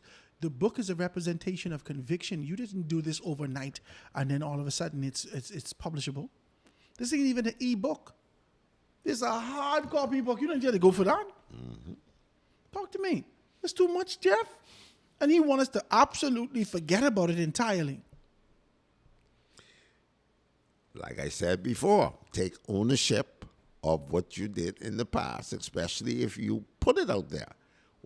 It goes back to the young people again, in particular, and I'm hoping that we share this kind of stuff with the young people. If you put anything out on social media, potentially it can come back to harm what your future is going to look like. It will rob you of opportunities that perhaps that you can potentially have. But we know how these things go. Right now, even the employment environment right now is operating off, as we said, social media. Everybody operating off social media. You don't even have to go in for an interview I don't care what anymore. nobody say to me. Oh, I this and I that, and I, you know, try to talk, speak. You always meet a young girl, and she trying to be able to speak polite to you. Hi, yes, it's absolutely wonderful, and this, that. Then you go on social media, child, you wouldn't. All right, hold on, this is too much. They don't care what you're trying to show me. In the comfort of your own space, you are loose like a goose. This is who you are. This is who you are. And ain't nobody trying to correct that. This is who you are. We've accepted it. You've accepted it. You out here trying to get a job in a big, decent place, and you got a whole OnlyFans active page. Wow. You out here trying to get married, and you got Grindr and Tinder all over your phone, active in your particular account. These things are social media apps for you to be able to find loose. Go find it for yourself. I mean, don't download the thing. I'm just saying you could go on Google and read what they for. But we supposed to reject your book. Come on, man. Come on, man. Come on, man. Come on. Come on. I don't understand why y'all people believe that Bahamian people stupid. You didn't tell us we need to learn to read and this and that. That's crazy to me. Half the time, Howard, Read, Bahamas, read. can only smile. Can only smile. Read, Bahamas, read. If Howard Grant put out an X-rated book, and I'm like a Playboy book, I ain't posing the book yet. You ain't seen my face yet. But you could say, owned by Howard Grant. Publisher, Howard Grant. You can judge me based upon that. Now, how would you get in politics? You can judge me based upon that. You're judging Sabas based upon his money and he was initially in a legal capacity and then formalized by the government. That's the only thing that would save him. The government formalization. That's the only thing that would save him. You judge Leslie, and Leslie had nothing to do with it. She didn't sell one number yet. Her husband has affiliation, and you judge her. Stop her from getting to the cabinet. Talk to me. Talk to me. You judge everybody else based upon their past to get in this position. But when it's get time to judge, oh, you all got to be stupid. You all can't read it. Talk to me. Leslie couldn't get in. Who else? Who else was having issues? Leslie couldn't get in. Kenyatta was having problems. He couldn't even get a nomination based upon what he would have done. And it was in the past. Granted, it was 3 days ago, but it was already in the past.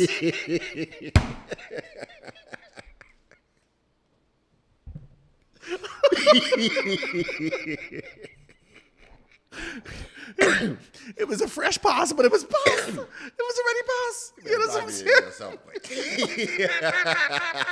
was already past.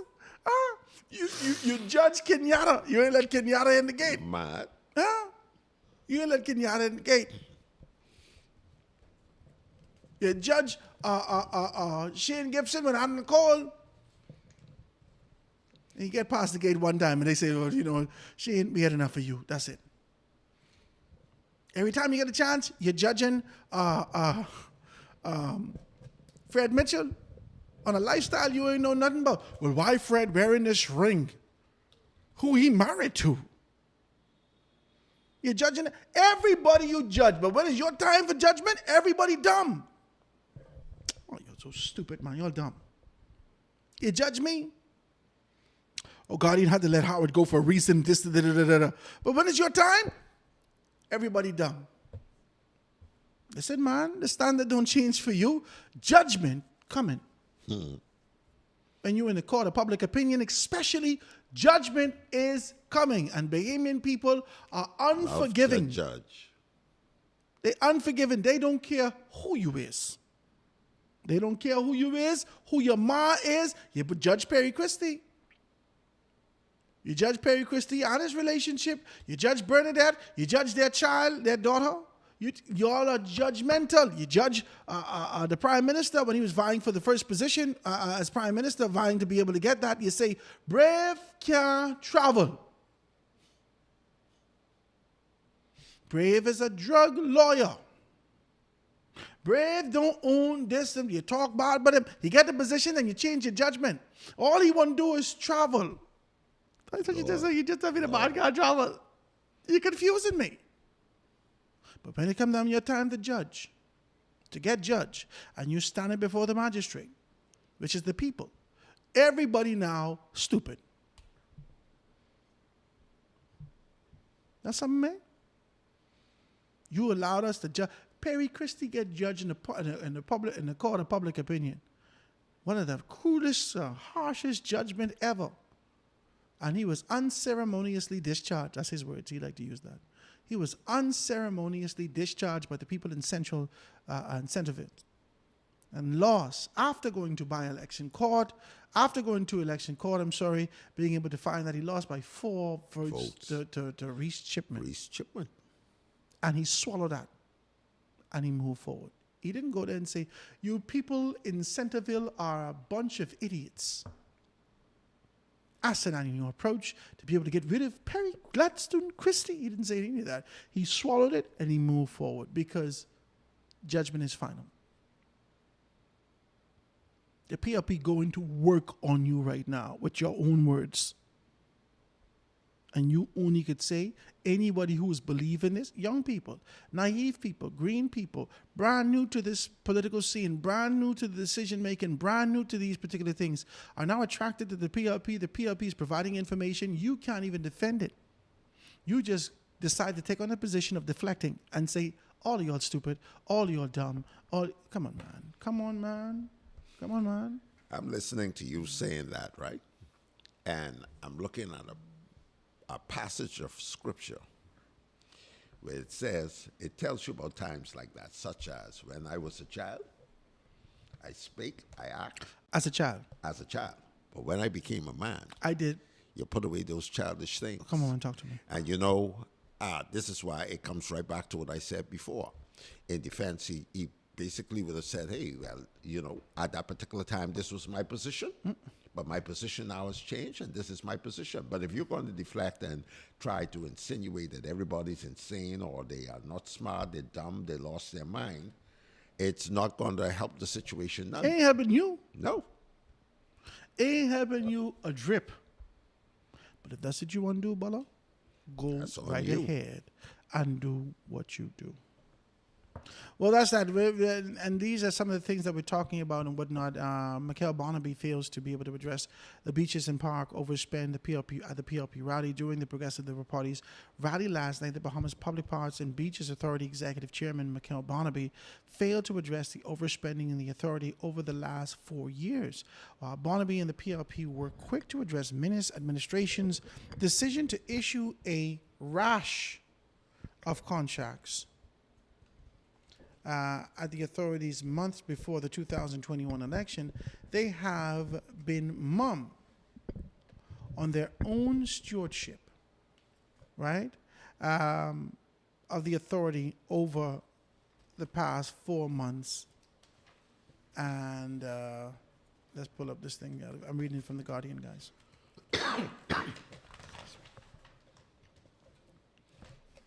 The past 4.5 years. So the authority spent more than $141 million, and there were 9 months of spending. Now, you know what? I can be honest with you.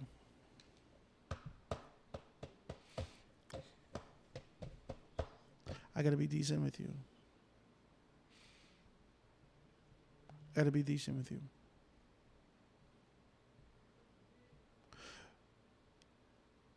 Well, because we know. It seems like there's an underhanded objective in these particular things. Because this is an embattled in this constituency is an embattled constituency. Embroiled in a great deal of tribulation from both candidates, the PLP and the FNM. The FNM is levied with accusations of affiliation. Maybe it's 1-2 degrees of separation, but they're levied with accusations of affiliation for 440 pounds of drugs being smuggled into and right off the shores of the United States of America right there in Fort Lauderdale. Okay? fella jump on the boat, and then he says, "Oh no!" Mr. Goodman says, I think his name is Malcolm Goodman. He says, "No, I can eat that." 440 pounds of cocaine carried on Marvin Dame's boat. Marvin Dame said he don't know nothing but it. He has an impeccable record. Nobody wants him, so forth and so on. I can tell you one thing: if I send my Tesla, if I had a Tesla and I had to send it back to the United States of America, and had a key of coke in my Tesla, and I sent it through a broker, talk to me. If I send my Tesla through a broker to the United States of America, and under the bumper in the back in the car tire, somebody wrap up his keys of coke, just a couple, maybe 3 keys. Howard Grant is in the world of problems. Now, diplomatic immunity and the recognition of what's happening in the country may be stopping them from being able to deal with these things, but I'm sure that they will have some questions for him. The Free National Movement has decided not to say anything about this. The Free National Movement has decided to distance themselves from a conversation, not distance themselves from the candidate.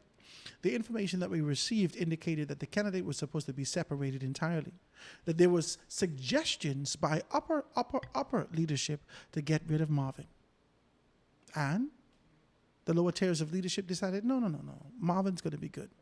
Marvin didn't speak significantly, and with the kind of veracity and the kind of determination that we hear in his voice and his presentation, we did not see that over the course of the couple little things that the Free National Movement did.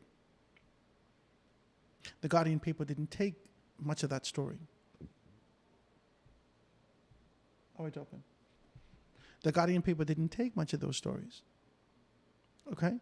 In fact, everyone has been, including Michael Barnaby in his particular capacity as Member of Parliament for the constituency of Mount Moriah, they have been quiet and not necessarily bringing this information to the forefront. The war room's doing some things, but formality is not affording them the opportunity to be able to even mention this. They ain't saying nothing about it. Boom. They leave it alone. Marvin Dames is still in the race. The Prime Minister ain't saying nothing about it.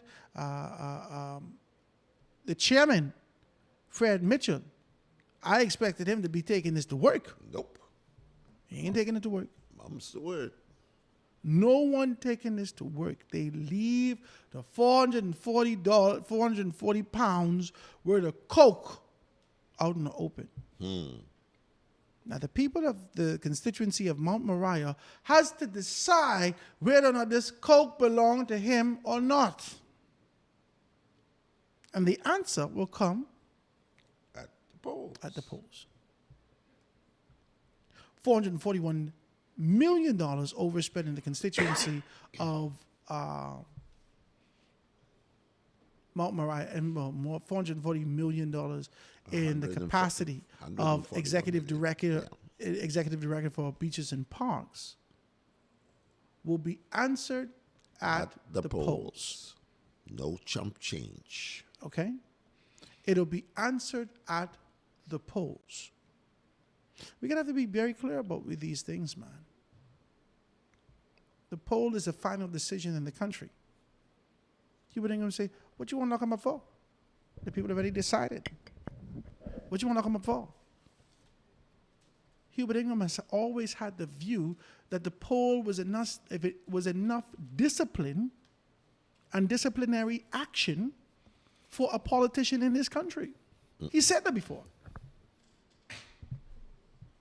That this was enough disciplinary action for a politician in this country. And so we identify this, and we realize that Shannon Cartwright didn't answer when it was a significant overspend. Agreed. And this is why I read this story with jaundiced eyes. Because I know the affiliation, I know the relationship, I know the trifecta and familiarity that exists in these particular spaces with Marvin, with Shannon, and with the head at Guardian. And so I look at these things, and I don't, we're making a stink out of it, but we're simply saying that these are peculiar. that the marketing and the approach that you take for these particular things is just peculiar to me that you're doing this. Davis dodges. There's 3 things in the paper. Davis dodges questions on beach and parks. Barnaby fails to address the beaches and parks overspend. Pintard asks the U.S. and the Union. This I thought this was poor also. It's almost like I have 2 children and I listen to them rowing and fighting in the room, right? And my little girl will say, Gabriel, you better give me this or else I'm going to go tell Daddy that you're doing this. My little girl, she's 3 years old, Helena. And Gabriel said, I'm not giving you this. Oh, she all of a sudden, oh, Daddy. I listened to the whole thing. You know why I'm laughing? Because I can see your face. Oh, Daddy. Gabriel, you wouldn't believe what he did, Daddy. Oh, my God. That's what's happening here. Pintard running off to UN, knowing that we got sovereignty, knowing that we got strength, knowing that your party's a 50-year-old organization, knowing that you have relationship, knowing that you got Hubert Ingram, and you still taking on a position that the same thing that Lincoln Bain did, you think you need to do. You know you don't need to do this. You know this ain't necessary, but you ain't got no money for marketing. So this was a form of marketing for you. You only want me to say this like this, but this is what this is. You're using the paper and using the media, using your capacity to be able to propel what you're doing. And you think this is a good idea. Take your money and market your organization. Go to marketing. Do that properly. Pay the Tribune. Pay the Guardian. Pay all the radio stations to go on and take on a position and be able to fight. Go behind, go to your rallies. Stand behind the stage. Speak with clarity to these particular positions. Do rallies in the alley. Speak about these things, but you don't have the money. So you come out with these frivolous foolishness and come out of here talking you get into the UN after Hubert Ingram just told you nobody could steal the election. And this is why I compare you to former leadership. And I say to you, as I look at you, and I think about Hubert Ingram, I think about Perry Christie, I think about Lyndon Pinlin, I think about Brave Davis, I think about Hubert Minnis. I look at you, and I say, I never see these men run to nobody else for our sovereignty. In fact, when they said that the PLP stole the election in 1987 and Cecil decided and the organization decided to pull in Hubert Ingram, all of a sudden there was an epiphany of an idea for the indelible ink. They didn't cry to nobody. The OAS has been observing our elections for the past 20 years in this country or more. You didn't have to call them. They want to stay at Atlantis or Bahama or wherever the people is put up and come eat some Kong salad. They like this. You know, election, nobody get chopped up and thrown in a tire and burn up and roll over the place. This don't happen in the Bahamas. They could come over here, enjoy the excitement, enjoy the festivities, eat some Kong salad and Kong fritters and go back home and say, we had a great time in the Bahamas. Somebody put somebody put it together. They don't even know who can put the information together.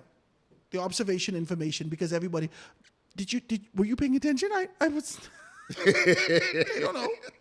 They don't know. They was over here enjoying their 7, you crying for them. That's what Lincoln Bain does do. Lincoln Bain don't have no money in his organization, so he have to utilize the media to be able to draw attention to these things. And he does it well. He's good at what he does. He does. Lincoln Bain don't have no money, so he utilizes the elements that he has to be able to draw attention and to be able to draw attention not only to him, but to the organization. Lincoln good at what he does, but you should not take a page out of the book of Lincoln Bain because Lincoln Bain don't have no money. The Free National Movement, 50 years old, and the oligarchs at the underbelly of the Free National Movement, all the people on the Eastern Road, the Western Road, and Lyford Key, and so forth and so on, you can't squeeze one little $5 million out of these people. Something wrong. Allegations levied and floating about in 2012 that Nygaard himself gave $5 million to the PLP. See, this is why I can't be on people things, you know. This is why You understand what I'm saying? This is why. This is why I got to get my own things. Because this things like this I can get fired for. And that's okay. Because I ain't that type of man. I know how to get my own things. $5 million allegations against Nygaard as an individual being able to give. Perry Christie went over to Canada to somebody wedding in Sandwich. My very good friend Nygaard, Peter Nygaard, being able to do all these things, and he spoke. All these things recorded. Mm-hmm.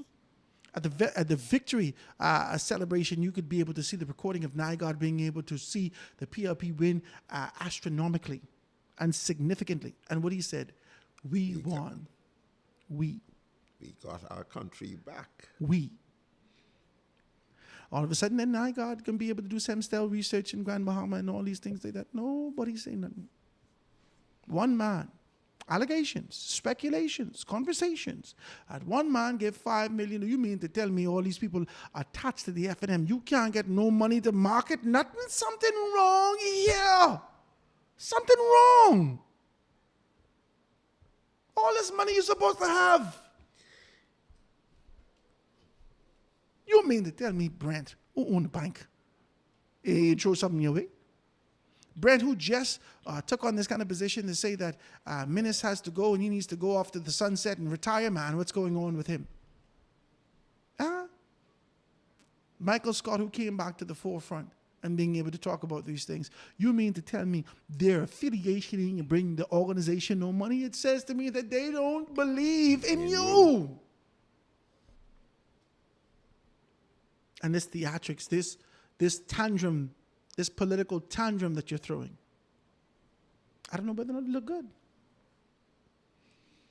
I don't know whether or not it look good. See, I don't think we have any more time to take on this kind of a posture and position to be easy speaking and saying, no, man, by this time, 21 days out, we should have been able to see the evidence of the tides turning in the favor of the Free National Movement, and we're not seeing it. Have you seen it? No, not really. I've seen snippets of possibilities, but really the tenacity, don't see it much like that.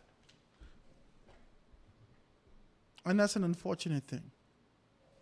Pintard calls for the removal of the parliamentary commissioner, and he don't just want the parliamentary commissioner go, he want the returning officer go. He want fire everybody.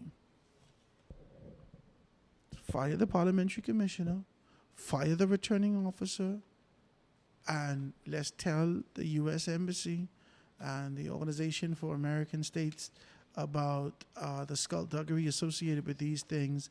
And they don't know whether or not they can believe you because they've observed over the past 4 election cycles. Observing anyway. They observed the past 4 election cycles, and they could see from a historic standpoint that this is not the nature of the Bahamian people. So what is Michael Pintard talking about? And how can, the people stealing passports and there's fraudulence and this and that. The government has taken on a very strong position. You can't put that on the government. What are you going to do? Say the PLP strategically and specifically planted people within the passport office and within the parliamentary registration department to be able to go contrary to these particular, that there's a network associated. There's no network. These people have been prosecuted, they've been identified, and they're pulled before the courts to be able to be dealt with accordingly. And we clapping. They will be prosecuted to the end of the law, to the nth degree of the law. And I agree with them. I don't care if it's a FNM or a PLP or COI or disgruntled or broke. I agree with them. You're going to jail. I like that. Go to jail. And that's where you won't be. You're comfortable there. Relax. Go to jail. And you take on this position and believe that the Bahamian people, no. This is foolishness, guys. This is foolishness. That we have to be able to travel up and down with this saga associated with the Free National Movement as we anticipate a strong campaign to be able to come out of them. They haven't presented it yet. I don't know whether or not Michael Folks' headquarters open yet. After the Prime Minister made the declarations of what time it's supposed to be, I'm watching people carrying 2x4 inside out the place. I don't know if they finished yet. I got to go ride around there and see what's going on. the Free National Movement is ill prepared, and it seems as though they have not gotten the finances necessary to front a strong campaign. And I can tell you one thing. If there is a defeat, they can look at one man and blame him for every defeat that they suffered over the past 3 years. And that one man ain't going to be Hubert Ingram, because Ingram did everything he could do to distance himself from defeat. I told him that he should not run a candidate in 2021. I told him secretly that they should not run a candidate in the by-election in 2023. They should not run a candidate in 2023 in OB's position. That OB go in and then we just be able to come back hard in the general election. They didn't listen to me. I told them that they should not run a candidate in the past few months in the constituency of Golden Isles and Brian Brown. He should not have done that. They didn't listen to me. They defeated both times. I also told them that we should be able to be more strategic in our approach in the general election and whatnot. It didn't happen, and they found defeat. Hubert Ingram he will and continues to distance himself for anything because he didn't have a hand in that. He told you, based upon his experience, what not to do, and you did it anyhow. Talk to me.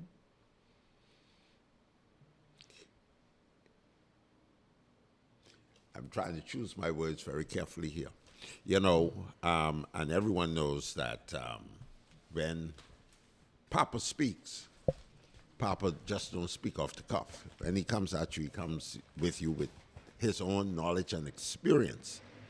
And he has purposely told them what to do, what not to do. And if you go against the grain, then hey, you'll see. He don't be mad at you. No, he just give you wise counsel. He just take note. You take note. He tell you to do something, you ain't do it. Just take note. Just take note, because it's going to come a time when you're going to return to this particular thing. And he said, "But I told you not to make this decision. I told you that this was happening." This man been in this game for a long time. He come from the belly of the PLP. He know what they can do, and you ain't listening. But remember what he told them at one time: leave them alone. They gonna mess up themselves. And that's not the words that he used. But hey, so said, so done, as one of our former prime minister's slogan was. And they surely did find out. So. Well, guys, I want to thank you so very kindly. Jeff, I want to thank you for sitting with me, my brother. That's the end of the show today. Our 2 hours is up. And we had a very good conversation today. I hope you guys are enjoying the conversation. And I don't mean to demean your organization, but I don't like foolishness. I just don't. I don't want you to believe that because it's politics and because it's your party that we should avert our eyes, that we should avoid looking at the glaring obvious, that we could see these particular things, that we could count, we ain't fool, that we could hear, that we could see, that we could understand. And if the world is gauging you and grading you based upon a line, a spectrum, a decision, then you expect the Bahamian people not to do the exact same thing. We're a part of this, man. We understand some things and we've matured. We've developed ourselves and we understand some things better than we did 25, 35 years ago.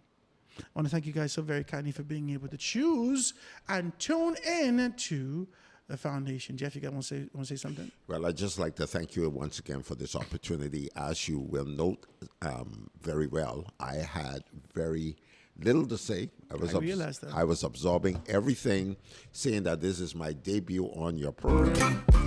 Just wanted to basically get the sense of the direction you wanted to go with your show, and I can guarantee you the next time I do come back, the flavor and the favor that you know that I normally produce in our conversations will be present.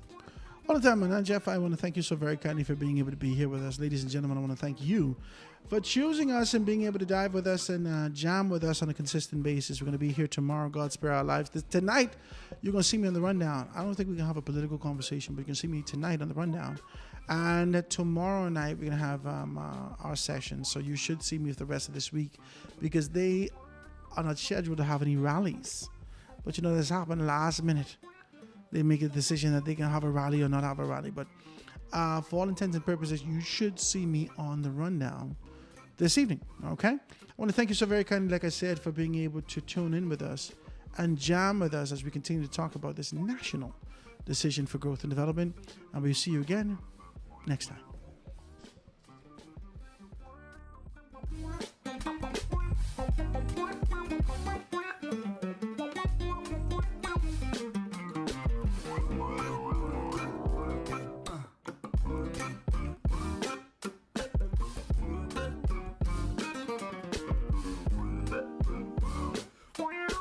I have a dream where the powerful and the powerless will sit at the same table, where the haves will see the have-nots, not as burdens, but as brothers, where class will not divide us, but conviction will unite us. I have a dream that the oligarchs will remember we must all eat, that the brown-faced neo-colonialists will remember who they are and whose they are. I have a dream that fraternities will build beyond internal architecture into a national bond, that the walls of design will give way to the bridges of brotherhood, not a fraternity of symbol, but a brotherhood of substance. I have a dream that we remain focused, that we stay in our conviction and remain fearless, that we double down, fortified, to return this Bahama land to the foundation.